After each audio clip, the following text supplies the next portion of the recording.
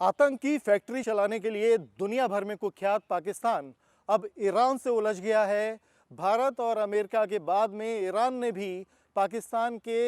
जो आतंकी ठिकाने हैं उनको टारगेट किया, वहां पर एयर स्ट्राइक की, जिसके बाद पाकिस्तान ने भी पलटवार के अंदाज में ईरान के भीतरी इलाकों में ये दावा किया कि वहाँ पर आतंकी शिविर चल रहे थे, जिस पर उसने अटैक किया है। जिसके बाद ईरान बेहद खफा है। ईरान को ये बदले की कार्रवाई नज़र आ रही है, जिस पर ईरान ने पाकिस्तान के सीनियर डिप्लोमेट को तलब करके ये इस बारे में स्पष्टीकरण मांगा है कि उसकी इस हरकत को क्या समझा जाए। ये अलग बात है कि पाकिस्तान ने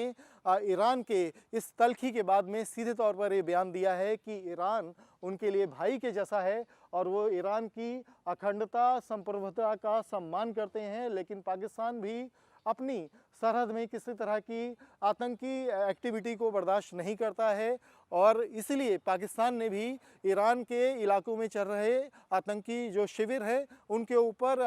सैन्य कार्रवाई की, अपने ड्रोन और रॉकेट के जरिए उनको निशाना बनाया। ये दोनों देशों ने जिस तरीके से एक दूसरे के ऊपर एक्शन लिया है, स्ट्राइक की है, उसके बाद से दोनों के बीच तनाव बहुत ज़्यादा बढ़ गया है। पहले ईरान ने एयर स्ट्राइक की, फिर पाकिस्तान ने जब जवाबी कार्रवाई के तौर पर ये स्ट्राइक की है, तो इससे ये मैसेज गया है कि पाकिस्तान ने बदले की कार्रवाई की है, जिस पर ईरान की तलखी पर पाकिस्तान तनाव में है और पाकिस्तान की सेना इस समय हाई अलर्ट मूड पे है। पाकिस्तान को ये डर है कि ईरान उसके खिलाफ आगे भी कदम उठा सकता है। इस समय हम दोनों देशों के बारे में जो इस समय जो डिप्लोमेटिक स्तर पे जो वार्ताएं चल रही हैं या जिस तरह से जवाब तलब किया जा रहा है, उस बारे में बता दें कि ये ईरान की जो एयर स्ट्राइक थी वो बीते मंगलवार को हुई। ईरान ने पाकिस्तान में एयर स्ट्राइक करके उसके बलूचिस्तान प्रांत में जो आतंकी ठिकाने थे वहाँ पर बड़ी कार्रवाई की, कई आतंकियों को वहाँ मार गिराया, जिसके बाद पाकिस्तान ने बीते गुरुवार को ईरान स्थित कुछ आतंकी शिविरों पर अटैक किया और ये दावा किया कि वो आतंकी पाकिस्तान के खिलाफ लगातार आतंकी वारदातों को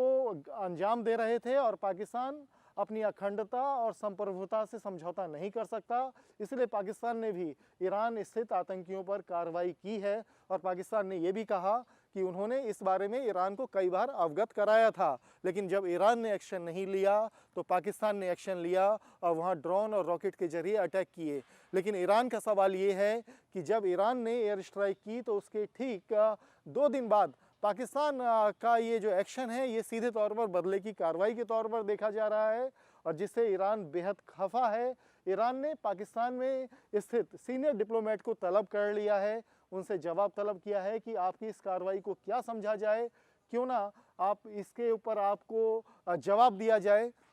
इस तरह की जो वार्ताएं हैं वो सामने आ रही हैं। पाकिस्तान ने ये दावा किया है कि उन्होंने अपने जो खुफिया सूत्र हैं उनसे मिली सूचना के आधार पर ईरान में सैन्य कार्रवाई की, ईरान स्थित आतंकी संगठनों को अपना निशाना बनाया। लेकिन ईरान अब अगला कदम क्या उठाएगा, ये पूरे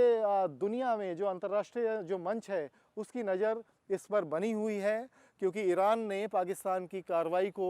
बिल्कुल बदले की भावना ही माना है और ईरान ने सीधे तौर पर अपना रुख साफ कर दिया है। हालांकि ईरान तल्खी में है और पाकिस्तान का तनाव उसके विदेश मंत्रालय के बयानों में नज़र आ रहा है। पाकिस्तान ने कहा है कि बयान जारी किया है बाकायदा कि ईरान उनके लिए भाई की तरह है, ईरान के नागरिकों का वो बहुत सम्मान करते हैं, लेकिन पाकिस्तान अपनी संप्रभुता और अखंडता से समझौता नहीं कर सकता और जब भी ऐसी ज़रूरत पड़ेगी तो पाकिस्तान उस पर एक्शन लेगा। अब देखना ये है कि ईरान पाकिस्तान की इस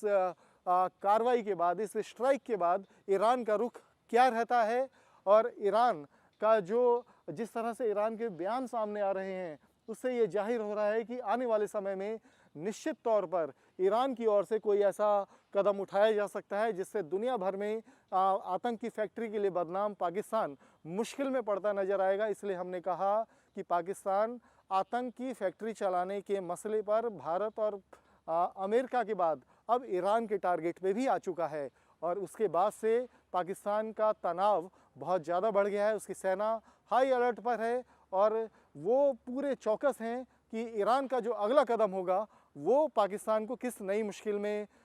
खड़ा कर दे, इसके लिए पाकिस्तान अभी से रणनीति तैयार करता नजर आ रहा है। वीडियो जर्नलिस्ट संजय के साथ अवनीश चौधरी, न्यूज़ नेशन दिल्ली।